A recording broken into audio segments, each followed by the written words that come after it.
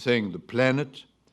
The planet also means, very concretely, our very survival. We are, all of you know it, on the edge of a climatic abyss. In fact, we have 500 days to avoid a climate chaos. Let's talk about the French foreign minister. The French foreign minister has started the countdown Tuesday to the climate change disaster. He was with John Kerry. We have 500 days to avoid a climate chaos. Very important issue of climate change, climate chaos, and I said that we had 500 days to avoid the climate chaos, and I know that President Obama and John Kerry himself are committed on this subject, and I'm sure that with them, with a lot of other friends, we shall be able to reach a success in this very important matter. This is Interstellar Realities Radio. Friend, I was once again tucked away in the Appalachian Mountains of western Pennsylvania. We are live with Bob Fletcher. Okay, well, it's my pleasure to be here. Well, Brother Bob, we're here tonight to talk about one of the greatest conspiracies that's probably in the last 100 years at least. Planet X is making a comeback right now. Now, I said 100 years. Obviously, Planet X goes way back beyond that. But, it didn't really start coming to the surface until really, from what I've researched, from 1900 until now is when it really started coming to the surface. And more specifically, it seemed like after 1970 into the mid-'80s, it was really talked about, and then it disappeared, and now it's making a comeback. So let's just take a moment and talk about, because I believe Planet X is tied into the sixth seal in Bible prophecy. I believe it is probably almost sure what causes that sixth seal. But could you just let's open it up there. Sure. And let's talk about Planet X, and just give me all you know on the subject.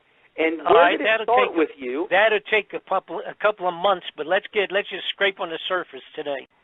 About 3 years ago, I started looking at something that had been brought to my attention by several people, and it was basically the fact that there was huge, not millions of dollars, but billions of dollars and even trillions of dollars with a T disappearing out of the federal budgets.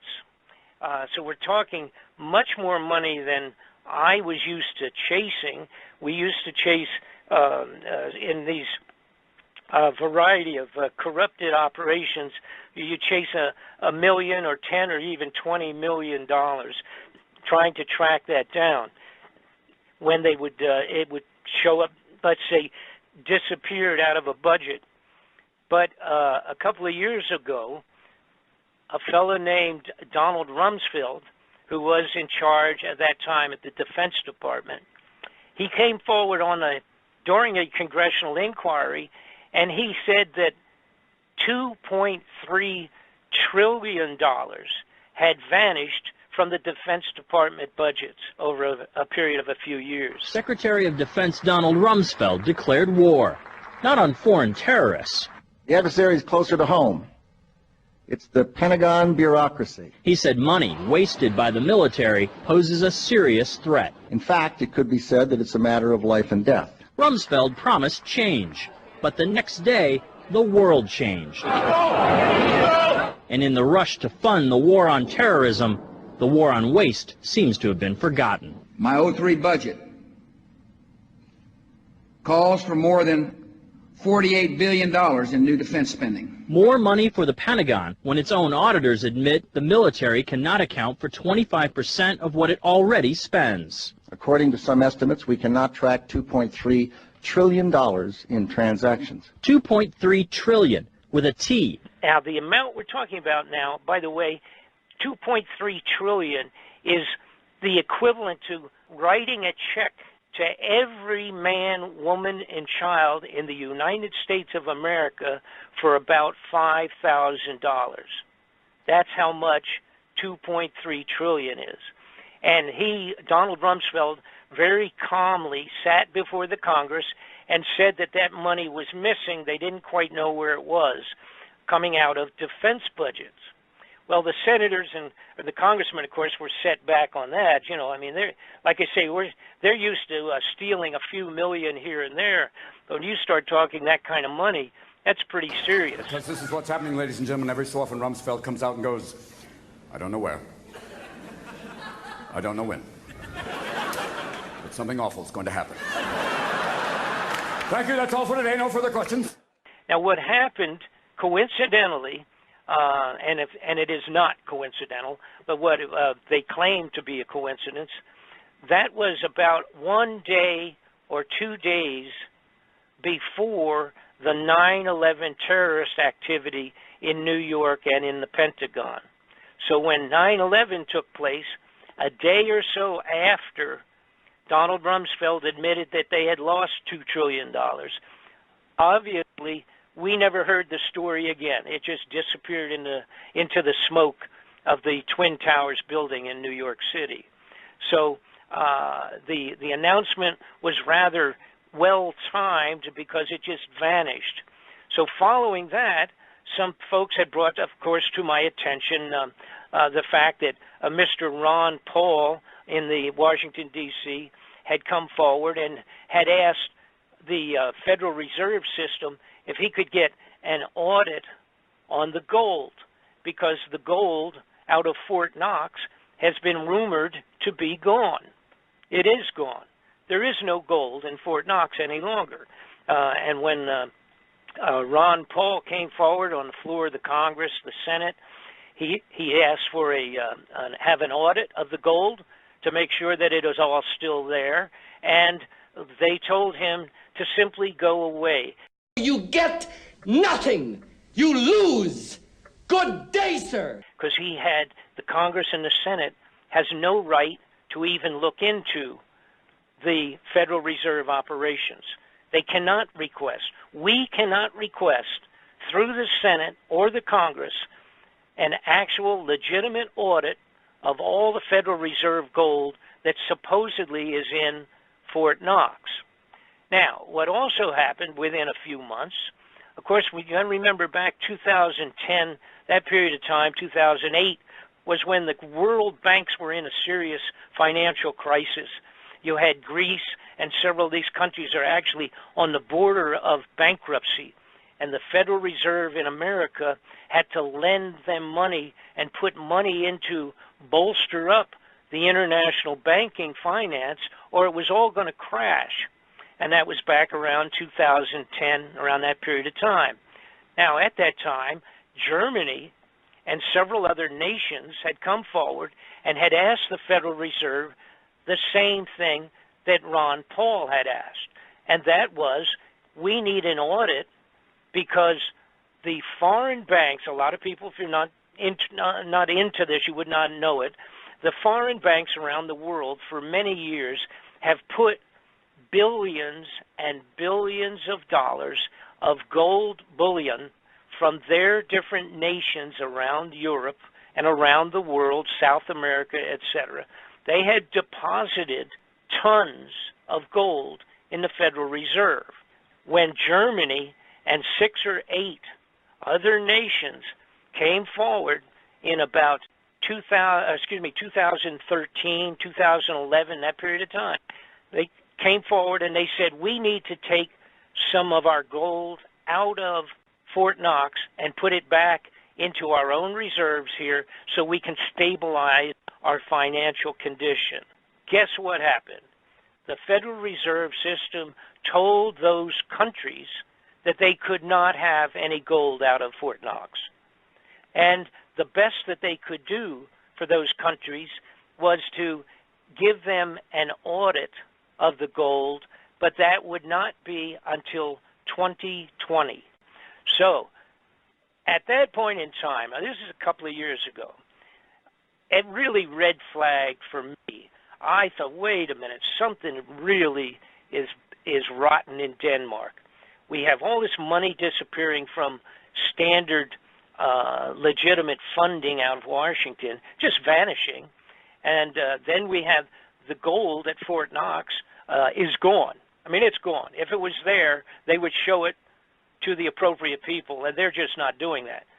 You know, when you're talking about trillions of dollars vanishing, and then you look at the rest of the scene, for example, changes that had taken place for 20 years with the space program being very, very different from what it originally was, and the expansion of what they called continuity of government within the United States, and the fact that they were arming the police departments with military weapons all over the United States, it started to really bother me. It was a matter of what is going on? What is it that would cause these guys, who usually steal what they want to, cover it up, and build them a new home in Tahiti or something for vacations and get away with it?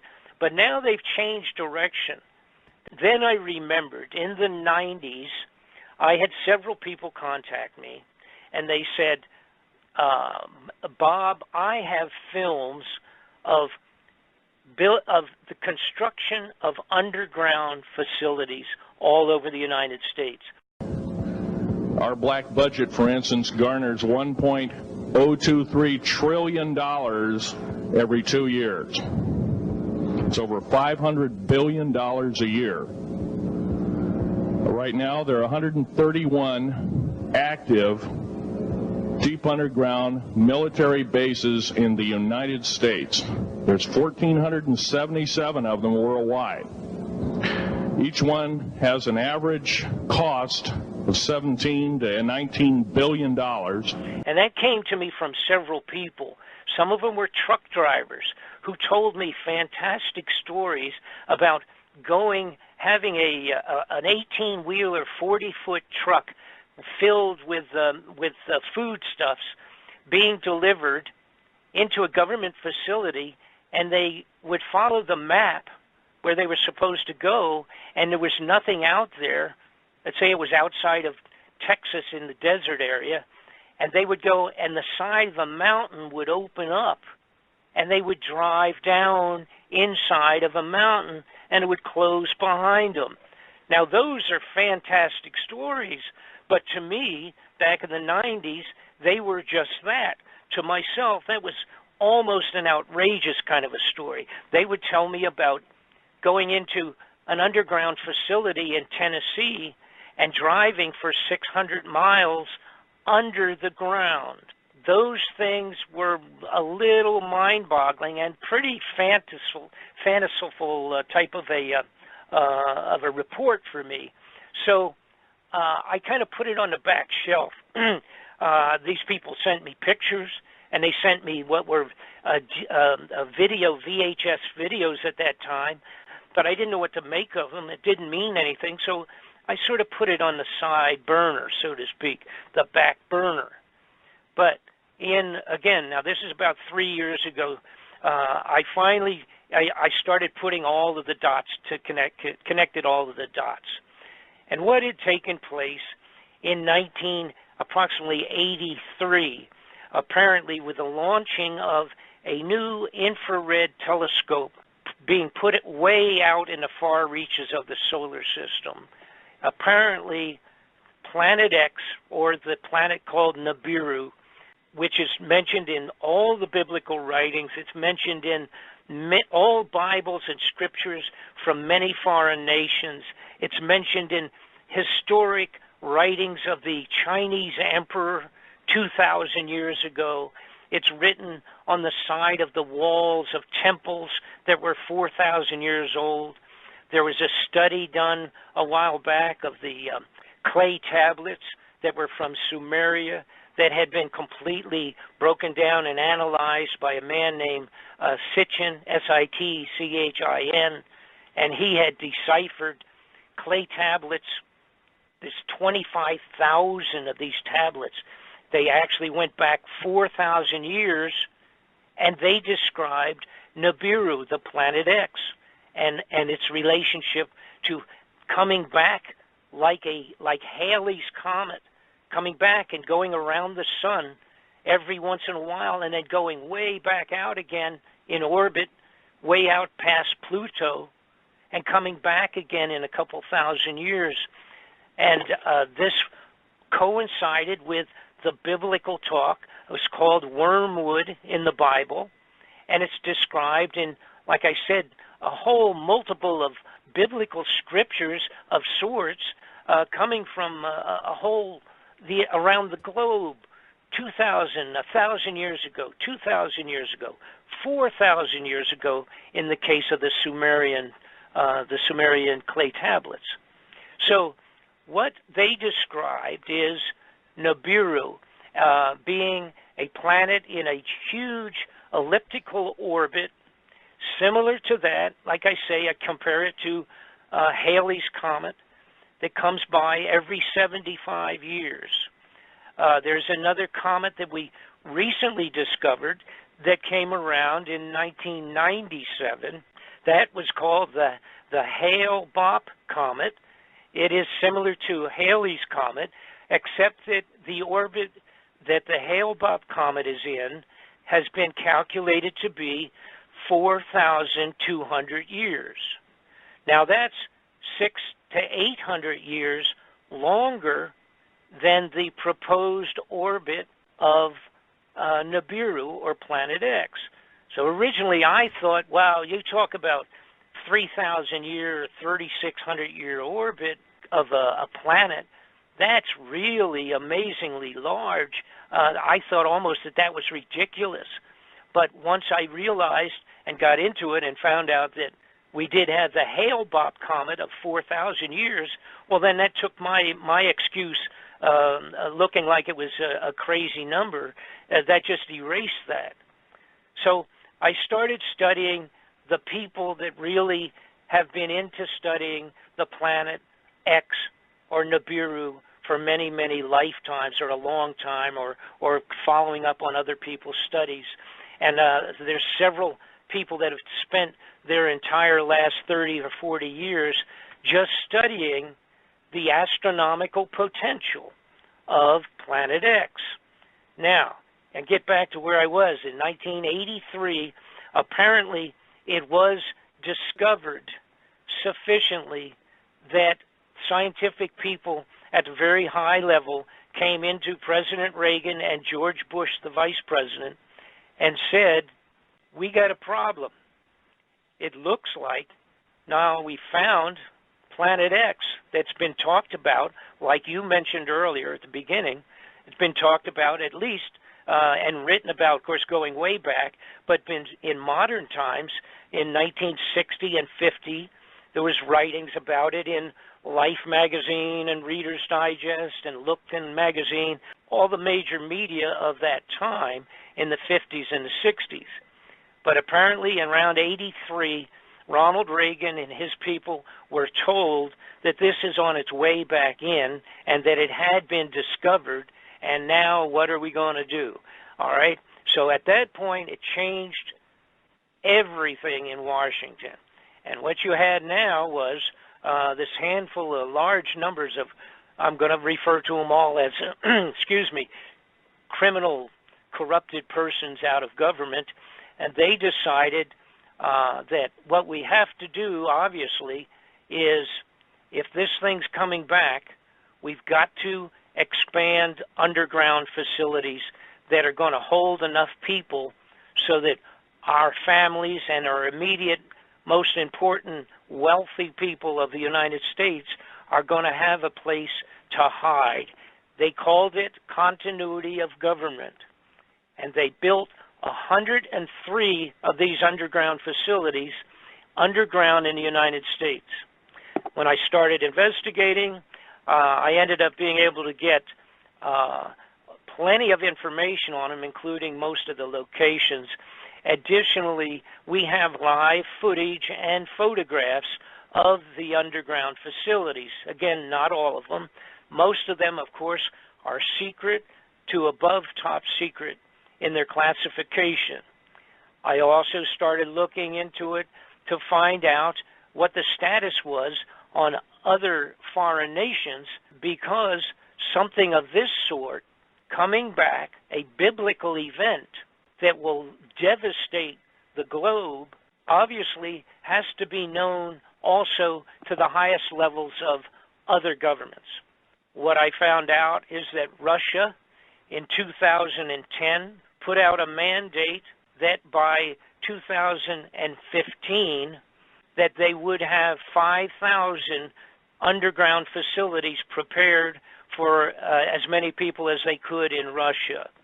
I found out they had one large facility. Actually, they have several large, but one of them's big enough to hold as many as 30,000 or 40,000 people underground. I discovered that the European major nations have been also building underground facilities. And then I also discovered, which anybody can look up because it is part of public information in general, you can look up what's called the Seed Vault of Norway or Denmark. They have built a giant international cooperative seed vault, maintains billions of seeds in the to be hidden away. It's underground in the side of a mountain. You can look it up on a computer. Just put International Seed Vault, and you can find it yourself on the computer. This is a storage facility maintaining all of the necessary seeds to reseed the globe, the entire face of the earth, or as much as they want or can, after the complete devastation similar to the original floods of Noah, which is what Nibiru, Planet X, will potentially bring upon the globe when it comes close to the earth. Now, I'm going to take a brief pause here, get a drink of water, and if you have any questions up to this point in time, feel free to shout them out at me and let me know what you would like to ask. Absolutely, Brother Bob. I'm telling you, this is getting better and better by the minute. Wormwood in the Bible to me is more referring to a meteor falling into the waters, and I don't believe it's specifically talking about Planet X. However, Doug Elwell, author, says, author of the Planet X and the Sign of Coming of Son of Man, says he sees Planet X in the Bible through his understandings of Scriptures. Now I myself, I draw more of a speculative conclusion that the apocalyptic events in the Bible that are talked about in the tribulation are brought about by Planet X. I can't say I can see it clearly in the Scriptures, although I do believe it can be theorized that Planet X is the cause for some of the biblical events talked about concerning Bible prophecy. And that's I do have that theory. Sure. Because okay, however, this is going to answer your question, and it fits both case situations. First off, it's not going to be a theory. All right, it's been researched sufficiently that the Planet X has come around several times in the past. Now, and when it has happened, it has varied in the degree of devastation. However, it has come around several times, and this is documented geologically, etc. But here's what you're looking at that fits both, or actually 5 situations, if you will, but at least the 2 that you mentioned. And it's not a matter of theory in terms of the wormwood and meteors falling. Sure, because that's the Scripture right there. That is going to happen. Right. And now I'm going to tell you exactly how it's going to happen according to putting together all of the dots, connecting all of the dots, not only political, historical, biblical, and non-biblical scriptures written on the top of the mountains by the Tibetan monks that recorded it when it came around, and the emperors of China that wrote it down. And it's a fellow named Gil Bouchard who has done unbelievable, wonderful investigations on the biblical side of this and can explain a day-to-day description of when it has passed previously and what had taken place and what will take place once again when it passes around the sun and back out. Gil has orbit. been on the show. Okay, you know Gil, you know his work. I am completely in line with about every single thing that Gil has come up with, but the only difference between he and I is that I brought in all of the other dots. I've connected the politics, the money, the theft, the fraud, and the corruption, and put it all together, the underground facilities that have been built by these people, stealing your money and our money to build them, by the way. You know, billions of dollars under the ground in these facilities. They're so huge, they would take your breath away. Now, let me get back to my point, though.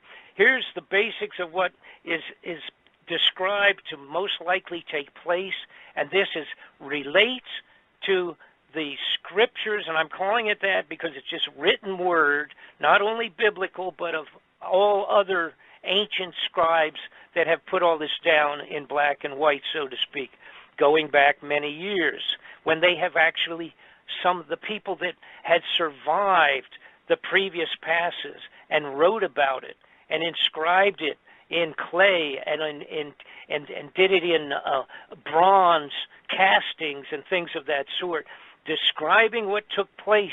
And of course, they didn't understand what it was, but they described it exactly as it most likely will happen again. Now, here's where it fits into Wormwood and the meteor falling into the water and all of that. That's all obviously written in reasonably plain words in the Bible, so to speak. You don't have to draw too many wild conclusions about what's being described as things splashing into the ocean, etc., and causing great tidal waves, by the way. Tidal waves are going to be unbelievable, tsunamis when this comes around.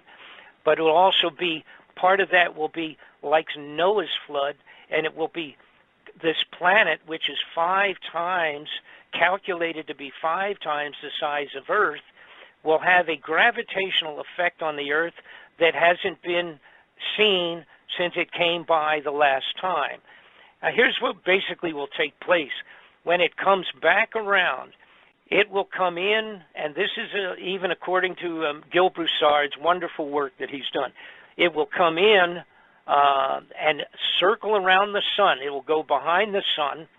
When it does, you have to remember this is going to be similar to what we see when we watch the Halley's Comet. When it goes by around the sun, but it's way, way, way out, and it's basically, that's just a frozen snowball, to make a simple description of it. So it comes around the sun, it has a long tail behind it, dragging behind it, goes around the sun, goes back out in a short time later, and goes back out for 75 years, not to return again for 75 years. The Hale-Bopp comet that I mentioned earlier does exactly the same thing, but it was bigger, by the way, than the Halley's Comet, and it drags its tail around behind the sun and then goes back out again, heading towards the far reaches of the solar system again. Now, when Planet X or Nibiru comes around, the difference is, number one, it is a solid mass 5 times the size of Earth. It will cause an eclipse of the sun for a period of time.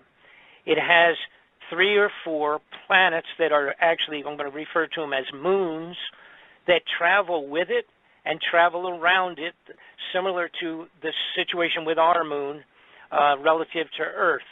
The moons will be dragged around with Nibiru at the same time, and then we will have a tail of debris being dragged along, gravitationally sucked along behind this the primary planet Nibiru.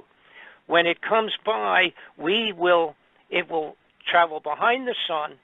The Earth, on its regular rotation around the sun, will in fact pass through the tail of Nibiru. When it does that, you will have the equivalent of the biblical meteorites that fell upon the Earth in hail and brimstone. They didn't know how to describe it. but basically we're going to have flaming meteors of different sizes, meteorites, crashing. Actually, we will be crashing through that debris. It will take about an hour travel time to pass through it. Then, bearing in mind now the Nibiru would be ahead of the Earth, going around the sun, and it will take about 155 days for Nibiru to come out the other side and head back towards outer space once again, not to come back for some unknown period of time. Now, there's a debate between 2 or 3 different groups of people that have been studying this, and that's okay, because it doesn't affect the bottom line on this. The debate is whether it comes around in 3,005 or 3,600 years, or if it comes around 350 years, which is closer to the figure that Gil Bouchard believes in, doing his studies. And he has very good information to back that potentially up in terms of the numbers of years. All right, so here's what I'm saying, where it doesn't make any difference to you and I. If this comes around in our lifetime, then we're talking, it doesn't make any difference if it's been out for 3,000 years or if it has come around 10 times 300, which would be 3,000 years, and coming around 10 times since that same period of time. So in other words, it doesn't make any difference if it's 3,000 or if it's coming around every 300 and 350 years. It does not make any difference, because if it comes during our lifetime, we are the ones who will have to face whatever it will bring with it. And the meteorites, those things where the biblical students talk about that being what is written of in the wormwood, I believe what it is in reality, it is Nibiru itself is the wormwood, and all of the debris that will hit Earth when we go through the tail of that thing. Actually, we will plunge through the tail, and it will take whatever. I think it's about 1 hour of actual going through the tail itself. It's actually mathematically been analyzed, but that will bring with it. You see, that will bring with it a multitude of meteors, etc. And I must say this: we already have an increase and a multitude of effects today from Nibiru. Now, when we talk about the effects of Nibiru, see, it's the problem is going to be it's a multitude of effects on the Earth. But, you know, unless you really get into studying the planets, etc., and become astronomically educated, which I don't pretend to be. I'm the messenger relative to that information put together by 1,000 astronomers and scientists over a couple thousand years. And I don't pretend to be the 100% expert on all of that. But I was able, because of my background, I was able to connect the dots, to make sense out of things. It's like, why wouldn't, for example, over all since 1983, which is a period of time when this, I believe, the realization really settled in to the bad guys in Washington that this was a reality and was going to change their lousy, corrupted plans, because all of a sudden they had to worry about survival of their own families. So it changed things from just plain stealing and going about their normal one world government concept. This sort of threw a monkey wrench into it. So the wealthiest are all digging holes to go underground. They have them finished for the most part. They're continuing them, making them better, making them bigger, and making them more full with survival materials and foods for themselves in the United States and all the rest of around the globe. Now, relative to the Mideast, see, that's all amazingly biblical. The outrageous increase and expansion of this ISIS group. Well, they're not a handful of bandits. they have billions of dollars that they have stolen. They went, not counting what they may have different countries backing them that we don't know about, corrupted governments, but they literally went into bank after bank and stole every penny that was in there, whether it was American dollars, gold on deposit, or in fact dinars, their own money. They have billions of dollars in their pockets.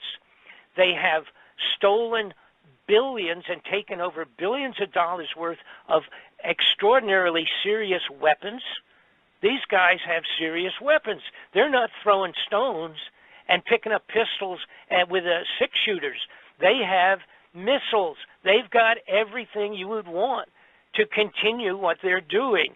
It is biblical, obviously. It's the amazing confrontation of the Muslim versus the Christians. If people don't realize that and how biblical that is, they might as well just go back to sleep and have another drink, because they're just not paying attention. Now, the timeline in 1983 being approximately when it really was seriously accepted in Washington that this thing was coming back and it's going to really do a number on the earth, period. It will constitute Noah's floods once again. The earth, more than likely, will end up tilting 26 degrees on the axis of earth. The biblical accounts and the worldwide accounts, going back to the old emperors in China who wrote these things down in diaries, and they literally tracked what they called the flaming dragon or the visiting star. They tracked that across the sky for the 155 days that it took to go around the sun and back out. During that period of time, on the entire globe, there was global reaction of floods, crazy weather, meteor storms, fires, everything that you could imagine. And by the way, one reason that they know that it was a 26-degree shift of the axis is that one of the a particular thing called the sky disk was discovered that was literally a 12-inch Bronze Age disk that on it is the description of the passing of Nibiru causing the blocking of the sun, the eclipse of the sun for a period of time. When it passed, there were actually galactic, all the stars were written and drawn into this. It's like a picture. It's a 12-inch piece of bronze highlighted in gold. It was discovered in 1999 in Germany. And so these people had survived it, and they drew the equivalent of drawing a picture of this thing passing. But the sky disk was dated. This was done 3,600 years ago, and it described Nibiru passing at that time. All right? And it says it was, I believe, if I'm going by memory now because I don't have it in front of me, I think it was April the 10th of 3,600 years ago, April the 10th at 8:30 in the morning.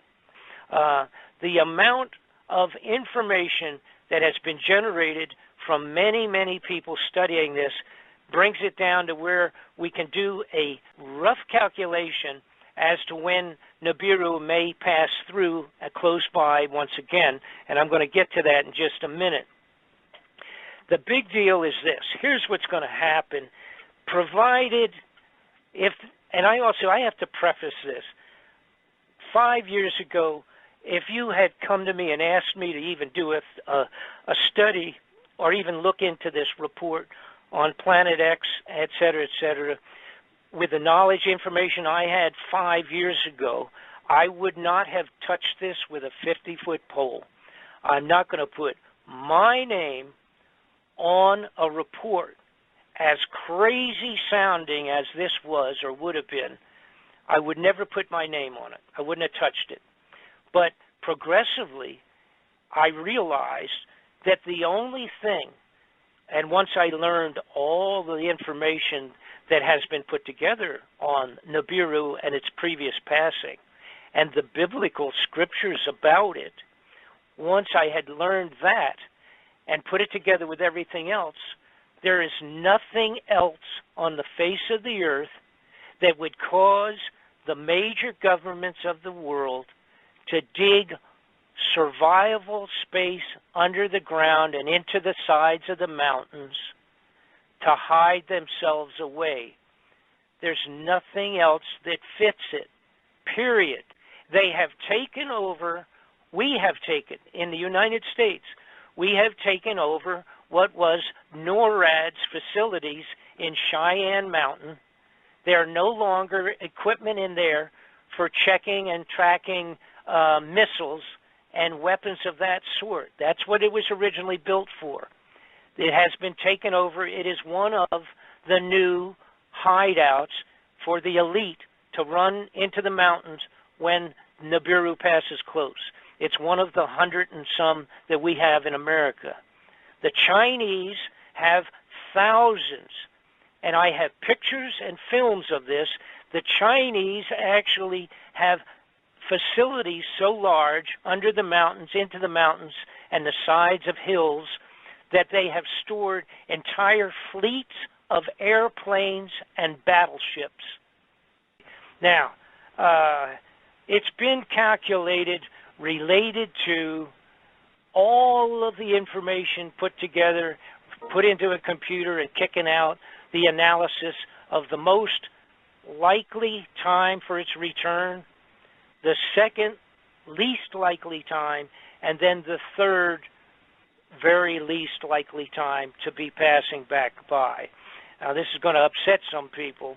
The possibility is very high, according to Gil Broussard and many other people, and the relationship to when it has been passing previously, is that it will be seen in December, and it will take several months for it to come close enough to go around the sun. But it will be seen in December of this year. And then we will have January, February, and then the key months for it to be closest to pass near the Earth and causing the most trouble would be March and April of next year. And then it will head back out, and whatever damage it's done will be finished, and we'll be licking our wounds. If it is not seen, and what I'm talking about seen is where it's up there and it looks like a new star up there in the sky coming inward, it will be getting bigger every month, every week, a little bit bigger. It will look like a single star originally, even though there's probably a couple of moons going around with it and a lot of space junk. It'll be seen in December. It'll get bigger in January, February, and then March and April, make its journey around the sun and back out. The journey around the sun and back out is probably 155 days. Now, all of the best scriptures and information related to when it had passed before and was written in, logged in, and drawn, sketched out, and all the rest of that, it has always been, apparently, in March and April, like the Passover period of time. All right? If, in fact, we don't see it this December, and with it coming in, then we probably have a complete year to wait for it to come. If it still has not arrived in that second year from today, if it's still not on its way in, then we would be into 3 years of March. Okay, in other words, March or April, 3 years from now. But the consensus is that it's very likely to be seen this December and to pass in the March of April of next year. All right. Now, it's not my estimate. That's an estimate of other people that are I consider to be the experts. Now, here's something else that's very important. This is where the politics fits into this thing. The people that are keeping this secret from us, all right, a lot of people say, when will they tell us this is coming? They will never formally announce that this is coming in, all right? They are going to have, this is from the point of view of the bad guys, all right? The guys that have the tickets to go underground in the underground facilities and bring their families with them, all right? Those guys are going to have martial law declared in the United States a few months before 100,000 astronomers start seeing this thing appearing on the horizon, coming in as a new star. So, what are we talking about? If the timeline is being seen first in December and January, they will have to have some form of martial law a few months before that in the United States. So they will have complete control over the general public when it starts to become a riot on the surface of the earth. If the leaders of any of the major nations came out and told the world that this thing is going to be coming in 5 months or 2 months or 6 months, that this thing was going to be coming by, it would be the end of all things. The financing would be, the entire globe would go into riots. So it's not going to be announced. They will never tell us. Now, the next question is, how would they get away with declaring martial law? Because they have to have the general public to go along with it. They can't just do this. They have to have the public believing that it's a good idea for martial law. All right? So it'll be one of three things. It'll either be some major terroristic acts, like 9/11 type thing, chemical, biological, or something like that, across the country in several places. If they announce that it looks like Russia is going to have a direct confrontation of World War III for some reason or another, and or Red China, that will be good enough for martial law. And the third one of possibility is obviously an outbreak of an uncontrollable disease like Ebola or something like that, getting large enough that it would be a believable reason for martial law. One of those three is going to constitute, and again, the best sign for people to understand when this thing might be coming around is when you see that martial law genuinely starting to take place. So then that's going to be the only thing that the average American public is going to be able to understand. And again, it could be even the solar flares. The solar flares that they were talking about, the head of the CIA, James Woolsey, the solar flares that he and Janet Napolitano was talking about, again, all of these will be part and parcel to the passing of Nibiru whenever that takes place. And unfortunately, it looks like it may be within 3 years. And again, our sign that's going to be a realistic signature is going to be when they pull the need for martial law in America. Ladies and gentlemen, this is Bob Fletcher from Bob Fletcher Investigations.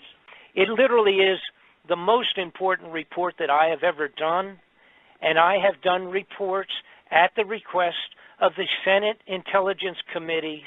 I have done reports directly for dictator Manuel Noriega's lawyers.